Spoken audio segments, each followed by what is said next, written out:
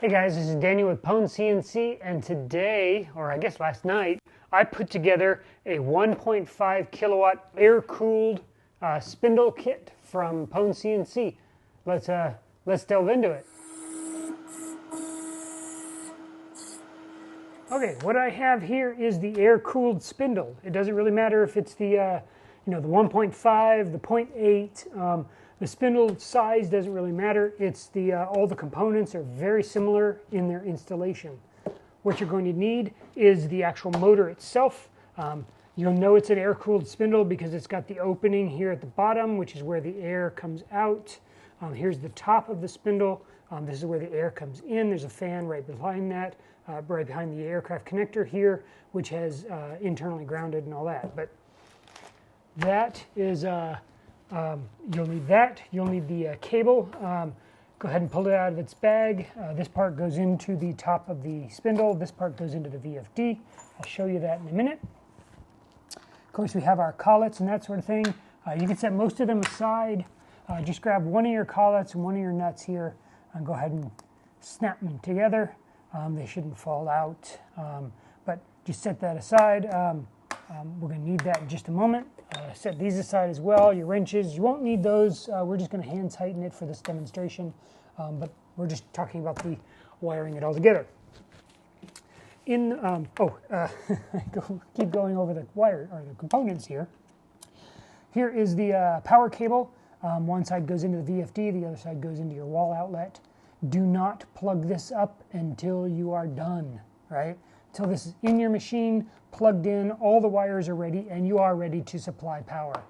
We do not want any risk of injury or anything like that. Of course, your VFD has got shock warnings here, and there is some additional accessories that I do provide, and I'll actually demonstrate that here in a little bit, which is the bottom cover. Which is optional. You don't require it, especially if you're going to put this into a cabinet or put it away where no one can actually reach it, which is probably what I'd suggest, since the VFD keypad, which is the main control system, is extendable by a simple Cat5 cable.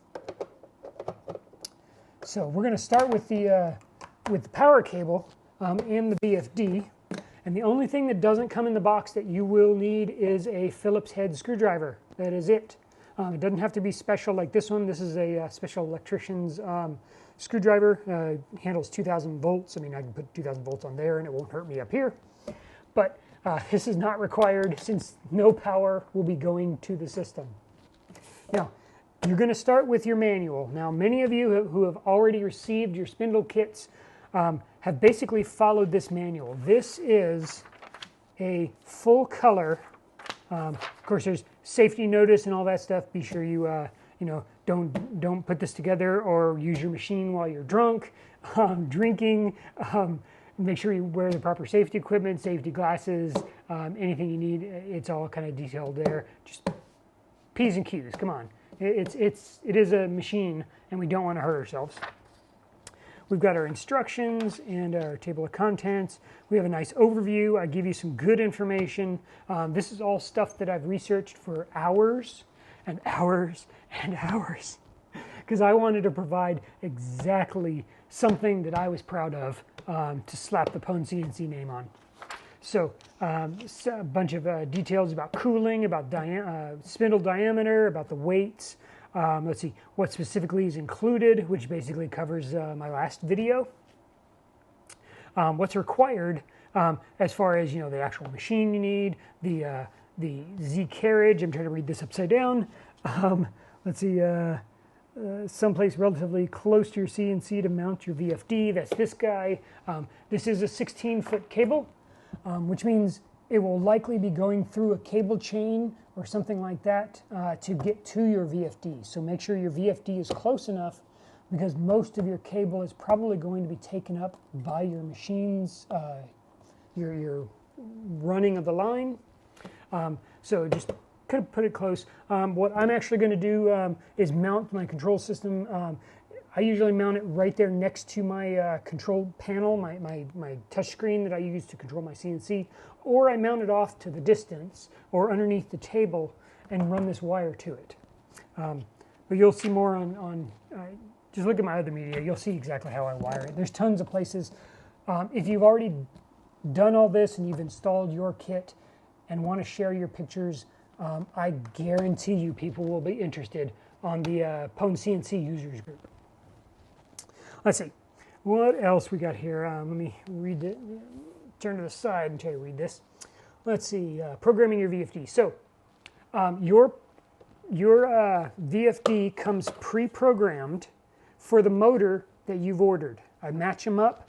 They're a matched pair, along a matched try with the cable itself, and I especially wire it all up, make sure it's going in the right direction, make sure your VFD is programmed properly for the size and power of your spindle.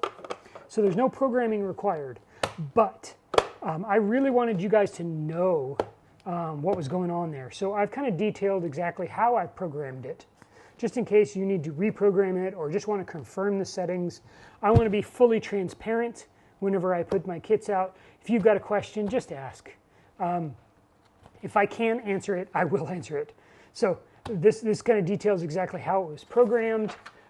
Here's some detail, the actual programming codes that have been entered into your kit. Here is the 0.8 kilowatt with the 7 amp motor. Here's the 1.5 with the 12 amp motor. And here's the specific code, function codes, the values, and kind of a short description. And of course, for full descriptions of that, refer to your manual. This guy is actually married with this. This came with the VFD, the frequency, variable frequency inverter, or drive VFD.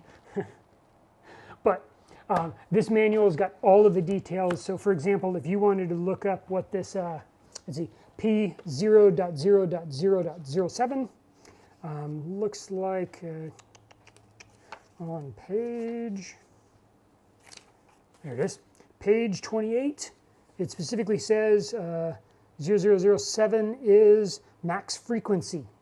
So if you notice on here on my programming code, I do put in 0400.0.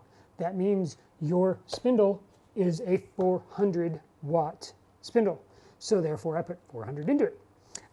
By default, the machine, if at factory settings, it came in at 50 watts or 50 hertz.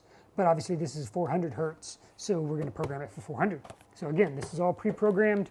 Have questions in here. If you have additional questions, feel free to reach out to us at support@PwnCNC.com.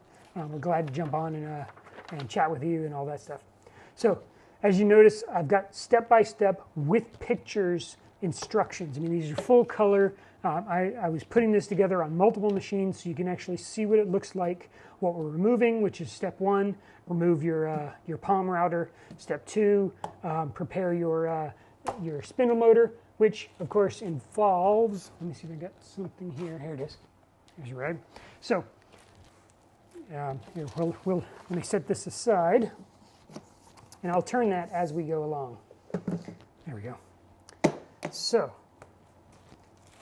I have the air-cooled spindle motor here, and we're going to take our rag, kind of wipe off all that factory grease.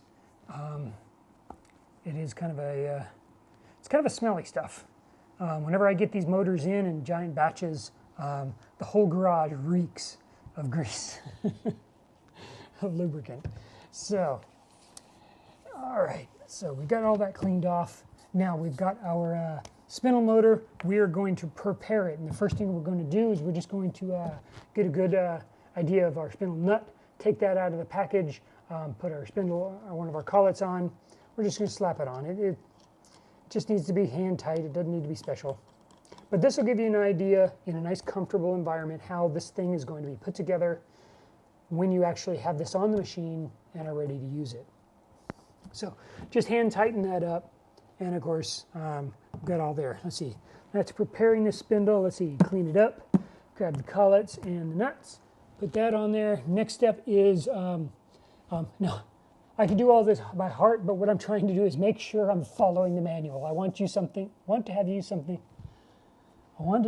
do this in a way that you can actually follow along in the actual written manual, which is where the, this is the authority right here. This is, if I change something, I'm going to be updating the manual.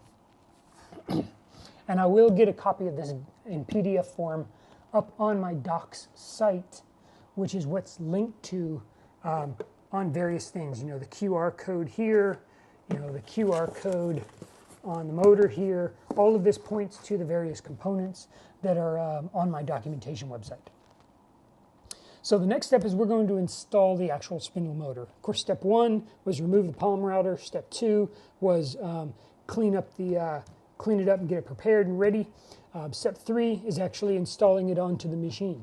So I'm going to skip that step just because I don't have a machine handy and moving all the camera in. I really want to get this out so you guys can understand and know exactly what you're getting into when you buy from PwnCNC. I'm losing my voice here. All right, let's see. Some of this talks about water cooled. We're going to skip that since we've got an air cooled here. And let's see. Next step is attach the spindle cable. So what we're going to do is, since this is in the machine, it is much easier to run this through cables, through your cable chain or whatnot. However you're going to run this line from your motor to your VFD, you want to do that now. So for me, I'm just going to have it right here on the table. So I am going to put this in a nice position where I can have this and there we go. All right, so there's a little notch right here at the top of this aircraft connector. It will pair up with an internal notch. There it is, an internal notch on your your spindle. We're going to take, put that in that direction, put that notch right in there, line it up, and just tighten that right down. It just needs to be hand tight. The idea is we don't want this wiggling off or coming loose during operation, but we don't need to tighten that down with a tool. I did put 2 inches of really thick heat shrink right up here.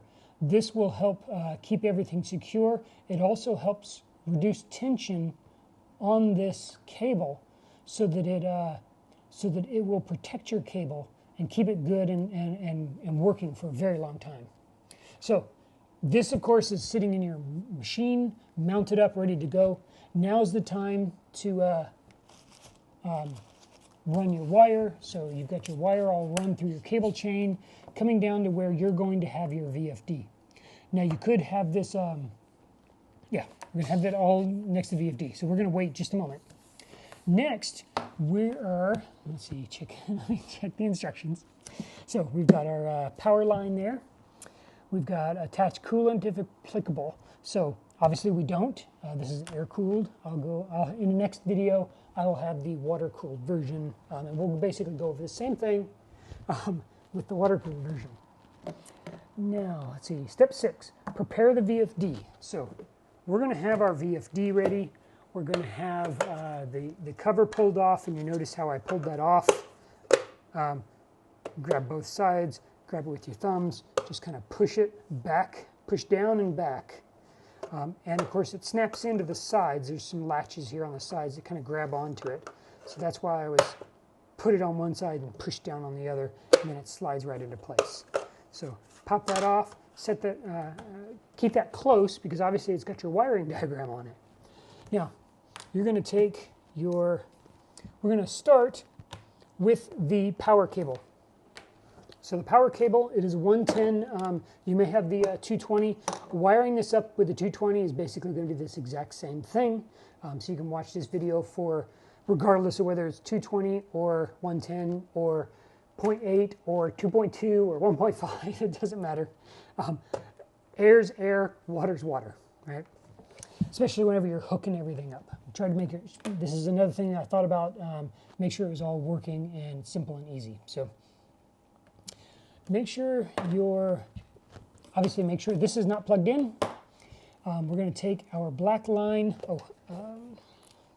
So because I test every one of these, your green strip here, this L1, is all these pins, all 6 of these, are going to already be down to a position where you can just put your cable in, make sure it's sitting right, and it's in there. So let me see if I can zoom in here. Reach up and grab my camera. There we go. All right. Now let's see if I can do this close up. Oh, this is a really weird position. Jump up on my table. All right, here we go. So, L1, L1, L2, ground, U, V, W. So, we're going to start, here I'm going to move some of this stuff around. Power cable on this side. We're going to put the spindle cable over here. So we've got our power, our spindle, and our instructions, right? So we're going to take, oh, there it is, power, spindle, there we go. If I actually look on the screen, oh, what is that?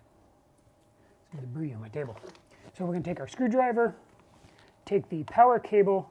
We're going to notice how this has got an L shape. So we've got the bulk of the cable on one side of this flat line here.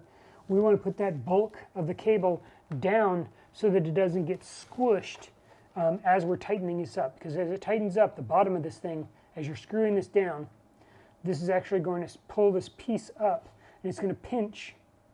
Actually, this thing's stationary. This one's down here is going to screw up, and it's going to pinch onto this little this terminal here. Sorry, if I'm going into too much detail, I apologize. Some people might want this good information. Others may already be experts at this and already know. So what I'm going to do is I'm going to turn my cable sideways like this, and I'm going to set it in. So if you notice, this paddle here has got two notches on either side. Those notches are useful for whenever you tug on the cable or something. Obviously you don't want to, but if you do, you want to be able to, that helps provide a mechanical resistance whenever you're pulling it back. So we're going to take that, turn it sideways slightly, slide it into the pin, hopefully you can see it there, and then I'm going to kind of flatten the cable out. So I'm going to put it in, turn it back straight, flat, horizontal like that. So in, flat, and while I'm holding it flat, I'm going to then put in my screwdriver, start turning clockwise to tighten it down. Now, when this is in, if you've got this in properly, and hopefully you can see that, you'll notice you can't see any of the metal, and the line is fully insulated from the actual terminal connection all the way in and all the way up and through and into your cable, which is what you want. You don't want these wires exposed. So obviously don't take knives to them or anything like that, but that's what, you know, that's why I used glue, heat shrink.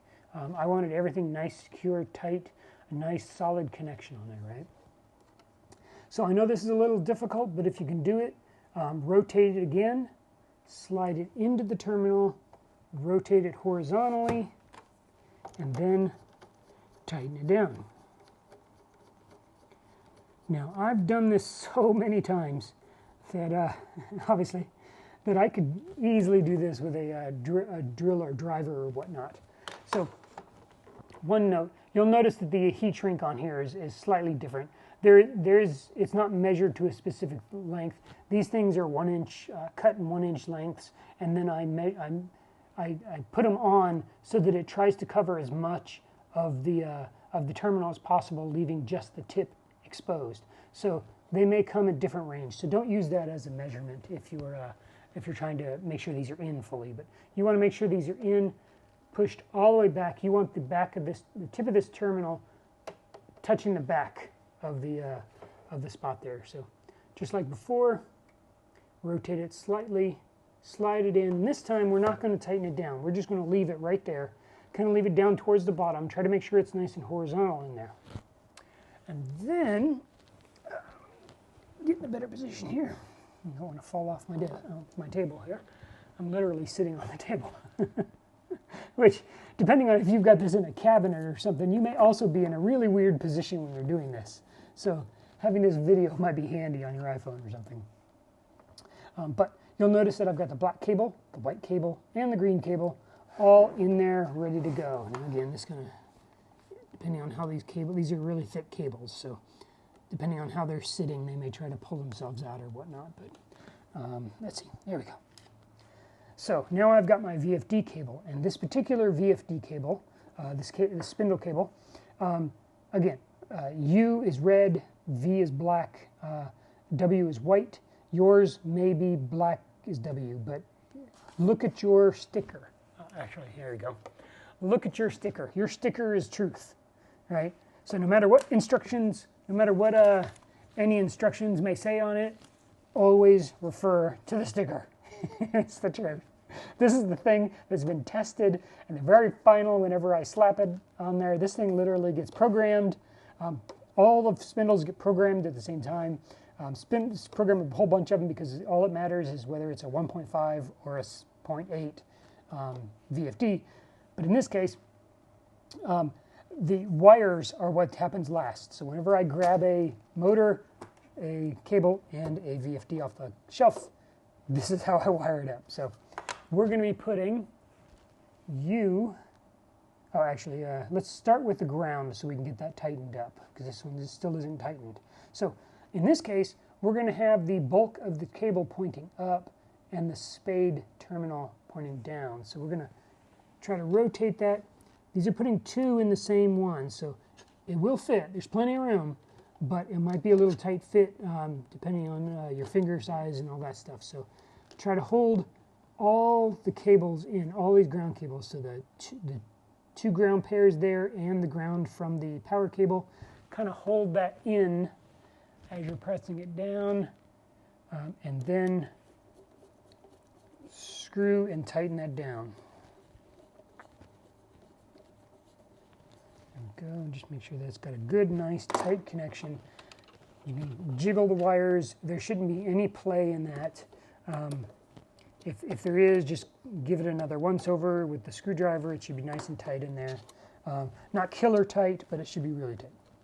Now, we're going to take the next one on the cover here is the red. So we're going to take the red, and just like we did with these first two wires, we're going to make sure the spade terminal, the bulk of the cable is down, the spade terminal flat end is up. So rotate it slightly, put that into the U, rotate it horizontally, and then tighten up the U.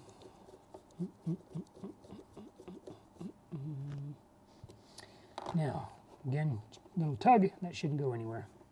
Next one on my sticker here is a black, which is going to the V. Again, bulk of the cable, plug that in, rotate it flat, hold it in all the way to the back of the terminal, and rotate that up. Tighten that down. There we go.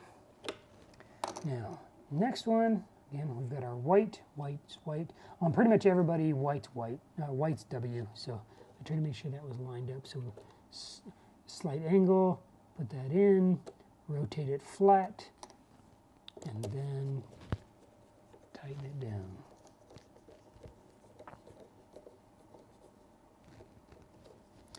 Now, there we go. We are all set.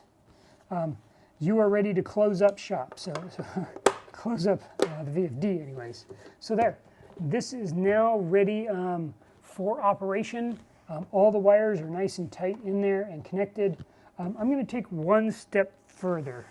Let me scoot things aside here. I'm going to grab something.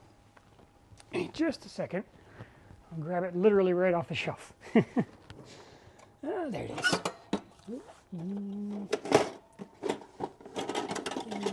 right there. Now, let me grab a couple of hex wrenches. So, one of the extra items that you could purchase, it's not required, because depending on where you're going to mount this, you know, you may or may not need this, but this is a VFD. This is the bottom of the VFD cover. This is a 3D printed, so if you wanted to print this yourself, you could. All it requires is a couple of zip ties and some screws. So let me pop this out. Now what we're going to do here is, I'll go ahead and fully install this just so you can see this. So we have our two screws. We've got our zip ties there. the screws, we can go ahead and get started. So let me see, which one of these goes with that one? There it is. Okay, so this looks like it's a 2.5mm hex driver. So before I get started, I'm going to take that hex driver, kind of put it down into the hole, and just kind of clean it up. It's just to make sure that there's no debris or anything like that in the way of this screw, of this hole as it goes in. Now, pop the screw down in there, and we're going to tighten it up until it starts to poke out. We just want it nice and flat. Now it's got a ways to go. This is actually a friction-ish style fit. Put my finger up there so I know when it's coming out. It's almost all the way through, I believe. Hopefully I won't get burned here. There it goes. Okay, now I feel it. So it's just submerged just underneath the surface here. And we're going to take the other screw, we're going to put that in there as well.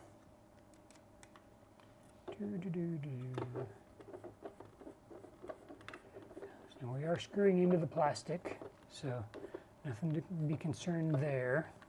Your 2.5-inch hex driver will have cleaned that hole out really nicely, so there shouldn't be much, it shouldn't be terribly difficult to screw this in.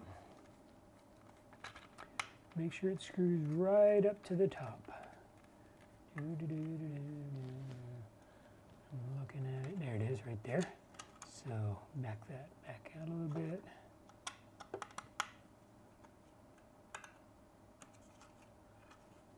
All right, now the idea with this thing is we're going to take a, obviously the 2 wires here, there's 3 channels. One of these channels is going to be used, there we go, that's better. One of these channels is going to be used for the automation cable, whenever we have that available. The other 2, one's for the power, this sits this way. So one's for the power, one's for the VFD cable. And obviously this is better to do it whenever you don't have this screwed in, and probably should have done that. But I will cheat. I will pull.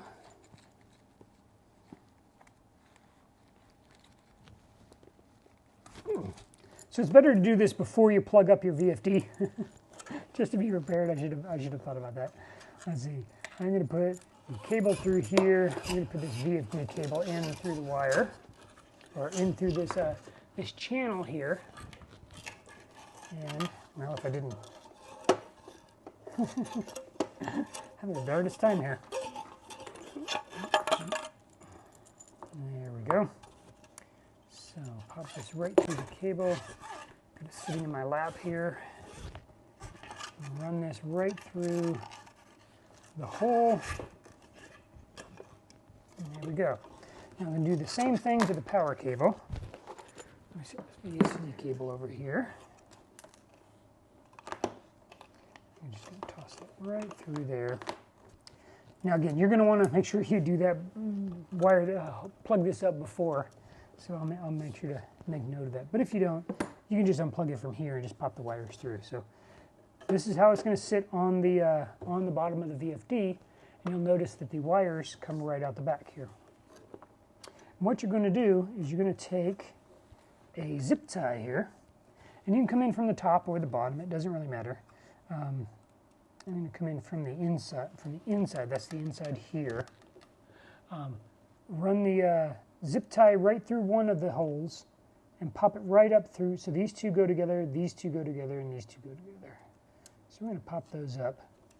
And there, I've got my cable all ready. I'm going to do the other one the exact same way, going the opposite direction.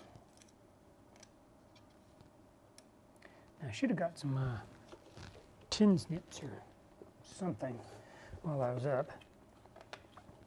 But what I'm going to do is I'm going to take the VFD cable and see where this heat shrink is right here. I'm going to grab right onto that heat shrink because that's where the strongest part of this cable is right on that heat shrink.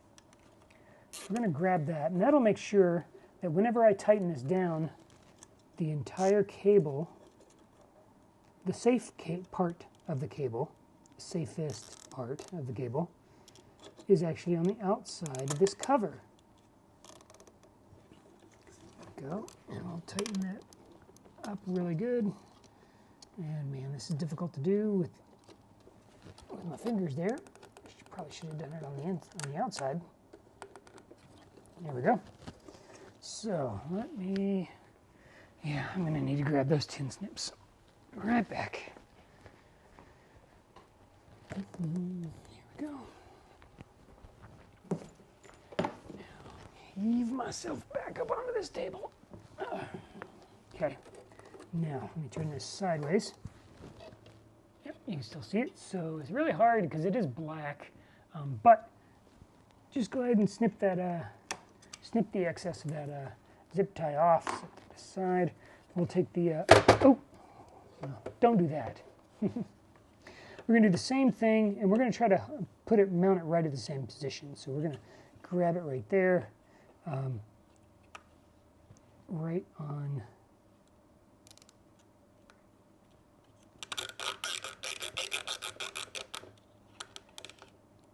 There we go.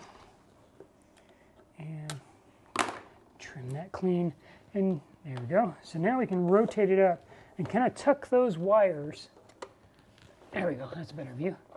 Tuck those wires right in there so that when you slide this up, there are four notches. So there's two back here, and there's two up here where the screws went in.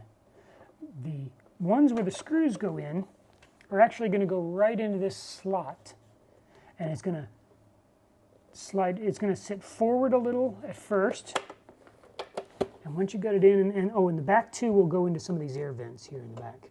So the back two are going to go in, the front is going to go in. This is a tight fit on purpose, so try to make sure you run your wires and all that. Come on, where'd it go? There it goes. So I've got the back end, I've got the front end. Now I need to slide it back just a little bit. It's only like a couple millimeters. It's just enough where if you wanted, you could still open the front door of the panel. And you'll notice on the inside, the notches have come up, grabbed the bottom of the plastic, and are holding on to it. Now, the trick to this thing is those two screws. So while you're holding this in position, go ahead and tighten those screws the rest of the way. And I'll show you what happens in just a second. Tighten that all the way up. Got that one. And let me switch hands here. I'll make sure this is pushed back so that those notches are holding correctly.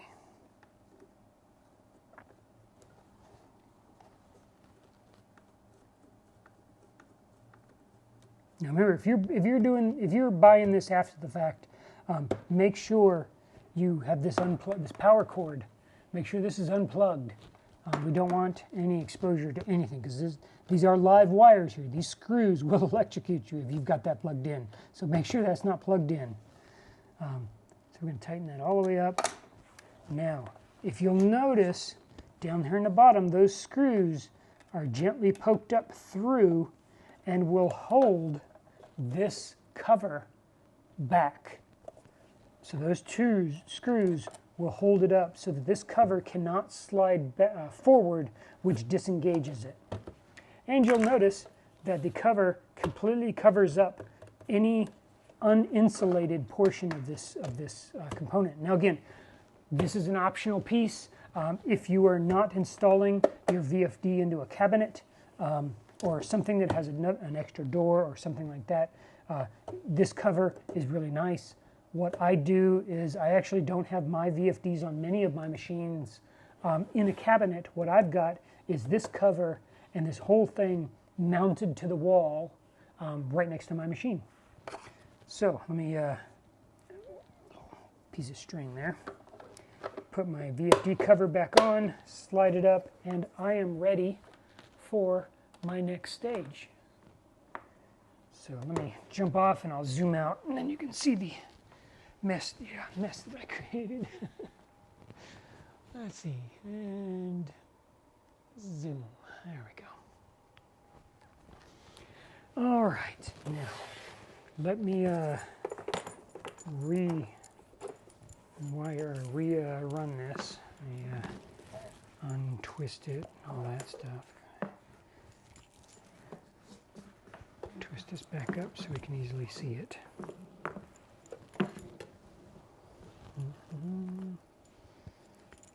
There we go.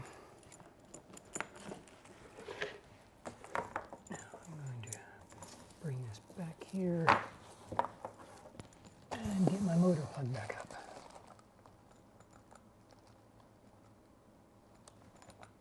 All right, where's my notch? There it is.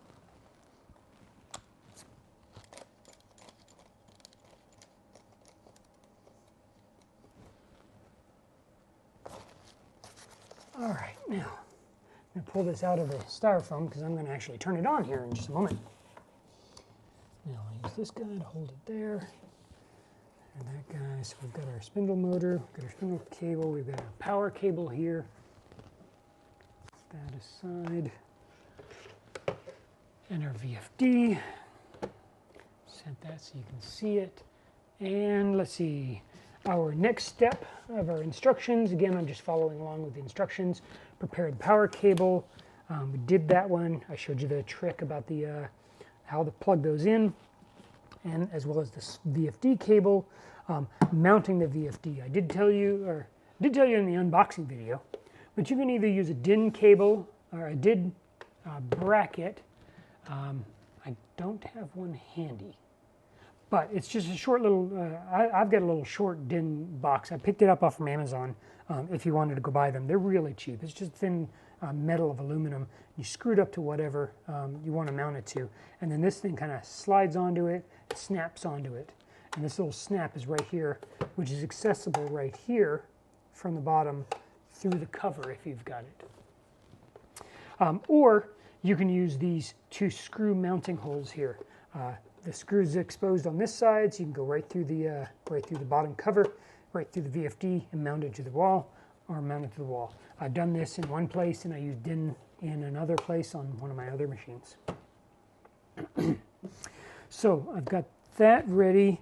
Mounting the VFD, I'm on page 13 if you're following along, although the pages may change if I add more information and that sort of thing. But let's see, I am at the mounting the VFD step. Next, we're going to jump on to extending your VFD's keyboard. So again, this is where you can take, do I have a Cat 5 cable handy? I do, yes. Wait, strike that. No, I don't.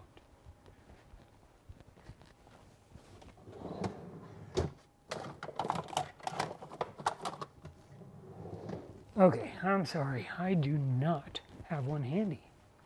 Interesting. I am a computer guy and I can't find one. But I am in my woodworking shop, so not in my office.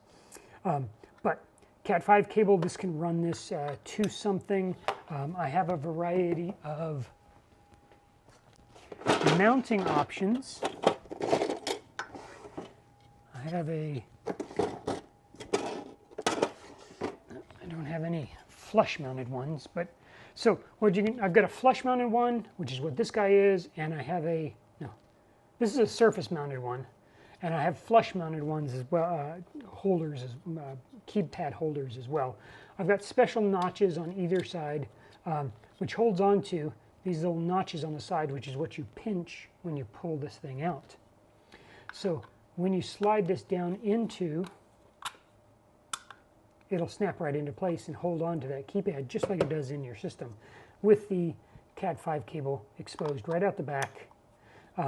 This can be mounted with a couple of screws right onto whatever surface you want to mount this onto with your keypad in place. If you get the flush mounted one, there is technically a ridge. There's a nice beveled edge on the outside, just kind of slightly wider than the hole. So you can take your flush mounted one, put it down onto your stock, take a pencil, draw out the square, and then you can cut that out with a jigsaw or whatnot. And then you can slide this right down into it so that it's more flush mounted. It's just slightly raised. So it's not perfectly flush, but it's slightly raised. But you get the idea. Let me set that aside. And that is what I talk about on the extending your VFD's keypad. And then we talk about water. We'll do that in the next video. Probably tomorrow when I have my voice again. Now, believe it or not, we're at the fun part. We're ready to power it up. So let me grab a power cable. Now you do want to hook this up to a, we do recommend a dedicated, either a dedicated 15 amp, but preferably a 20 amp circuit. Now I happen to have several in my shop here. I had an electrician run some wires to each door of the garage. There we go. Now, I'm just going to, it's on a dedicated 20 amp circuit, but this is just a 15 amp power cord because, you know, the motor itself draws 12 amps if you're 1.5, and this VFD is capable of pumping out 13 amps total. So 15 amp motor should be perfectly fine for you, or wire should be fine for it, just so long as it's a dedicated 15 amp. Or a 20 amp is recommended, you know, if you wanted to put your pump on that same line or whatnot. Make sure it's, you know, it's got to supply enough power, and in this case, 12 amps, or yeah, 12 amps. So we're going to just plug that in. Your motor here spins right up, and of course, depending on where your dial is, I'm going to sit up here with you. There we go. This is way more comfortable, especially rather than reaching in here. There we go. All right, now the motor we've got sitting here. Those cables out of the way. We've got our motor sitting here. We've got the iPad, the keypad, the label here, so we can identify the direction and all that. We've got our VFD. On our, everything's nice and covered up. We can't touch the electrical lines at all. We're perfectly safe here. Now, this it comes with a little plastic cover. You can go ahead and remove that. Oops. Oh, there we go. Put this back on. There. Now, whenever it's flashing like this is sort of like the emergency reset or the stop. That's whenever we hit the stop button, the reset button. Whenever we wire this up to a PWN, M, or RS, PWM on most CNCs, this light will basically stay solid the entire time. This because it's in a running state, but no frequency is going to it. So that's why you want a nice pause button or a safety stop button. That's what this is going to do. But if you're running it manually off this keypad, whenever it's flashing like this, you can touch this all you want. It's perfectly safe. You will not hurt yourself. If it is running, that's what I just hit the run button, it is not flashing. That means if frequency is added to this and sent over the line, this motor will spin. So you do not want to be touching or going near the spindle motor end of this when this is solid. Now, the V, A, and Hertz lines, these guys, these can be controlled by this little line here. Push that, it's showing the Hertz. Push it again, it goes to RPMs, and yeah, those are the two, the two options. So it's either RPMs or Hertz. That's what will be displayed on the screen. That's how I've got it programmed. So when you turn this dial clockwise, it will start spinning, and you will see since the Hertz light is lit up, this is Hertz. So there's 22.5 Hertz going to this motor right now. If I were to push this arrow here, we can see that it's sending, that this motor is now running at 135 RPMs. No, 1300 50 RPMs, 1,350 RPMs. And we can spin this up. Again, I've just got this hand tightened and it's just sitting there, so let me go ahead and stop it. This is what the PWM would look like. So it's stopping the motor. It's still solid. But since you're running it on the keypad, we're going to go ahead and hit stop there. And now we can freely touch this after, of course, it's stopped. I'm going to set it right inside this guy here so that I can make sure it doesn't go anywhere on me, right? I'm going to spin this all the way up. And I'm going to go ahead and remove that so that nothing comes flying off at me.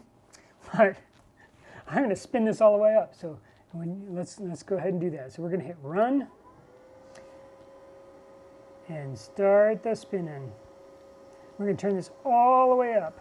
And you'll notice that it's secure, it's stable there. It's running up to RPMs. It's at half speed now.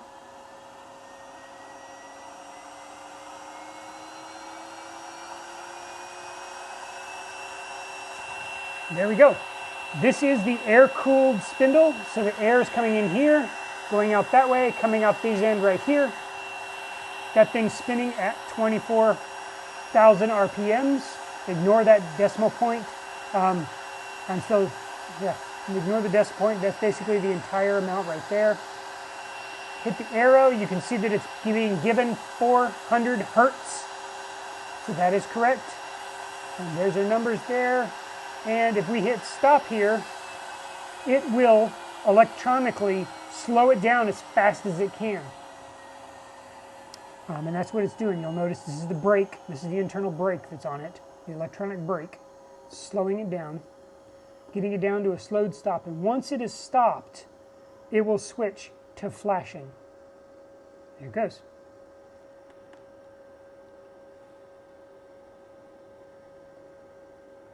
Yep, looks like it's showing the volts there. There it goes. Hertz. So I just kept pushing the button until it got back over to hertz.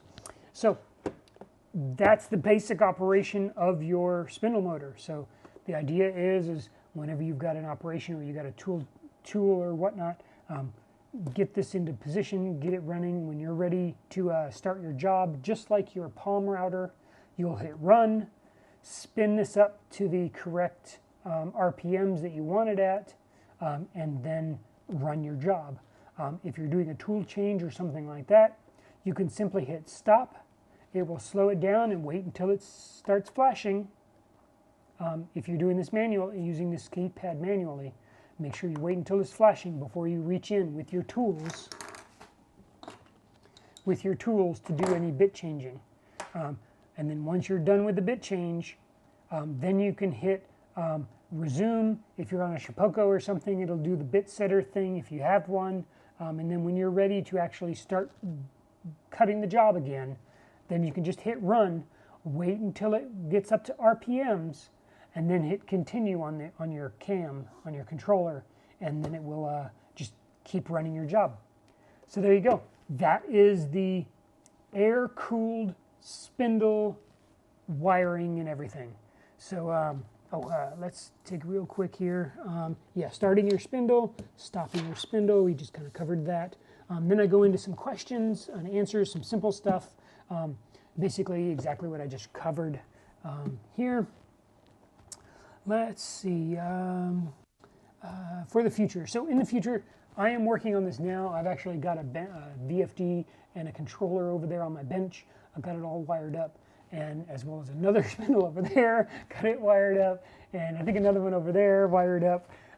We are working on the perfecting our instructions for wiring this up via PWM and ground, or the a Modbus via the RS485. I kind of have some detailed, some minor details there on my PWM ground. If you've got an older version, this is the 2022 January 2nd version of my manual. If you have that, I do point out the wrong wire for PWM. It's actually the VF1, and then there are a couple of codes that you'll enter in into the VFD, and then it will be controlled by PWM, by your automatic. That's where I talk about automatic versus manual. And then we got some ideas that we're working on, some stuff we're playing around with. You're welcome to jump in and do it ahead of time. And if you can create a volume number for me, and they're of PwnCNC quality, maybe I'll buy 100 from you, start selling it for you. Reach out, support at PwnCNC.com. But we got a pause button, let's see, a bit changer safety disconnect. I give descriptions for some of that. Let's see, some other information talking about reaching out for us. Here's details about the 12-month warranty on the VFD, no, on the kit. The VFD, I believe, has a 12-month warranty. No, I think the VFD has a 20-month warranty, and the motor and the entire kit has a 12-month warranty. This is for manufacturing defects and that sort of thing. So just read through that for specifics if you like legalese. But yeah, I hope you enjoyed the actual assembly video of my 1.5 kilowatt air-cooled spindle. Now again, this doesn't matter if it's 1.5 or the 0.8. That's just in the motor and how it's programmed. But there we go. Now, this is Daniel with PwnCNC. Remember, don't just own your CNC, dominate it.